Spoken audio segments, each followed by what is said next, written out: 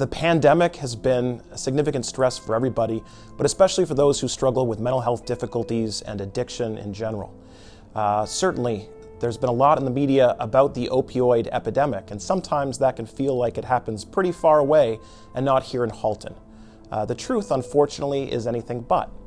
Throughout the pandemic, we have seen a rise here in the emergency department of people presenting with opioid overdoses.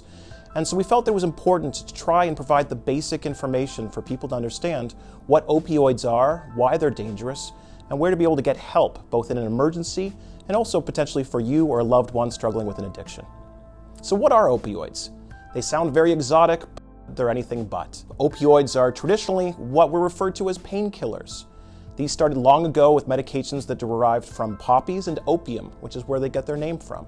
They include compounds like morphine and codeine, which are common and quite old, but also a whole bunch of new chemicals that have been synthesized in the last 30 years that work on the same receptor, but don't necessarily look the exact same chemically as those older substances. In this way, there's a whole variety of older opiates and newer medications and substances called opioids. The one that obviously gets the most attention is fentanyl, which is a very potent painkiller, and additionally works on the respiratory center of the brain, which means that someone can't always get the signal to the brain that they need to breathe more. This, of course, can be life-threatening.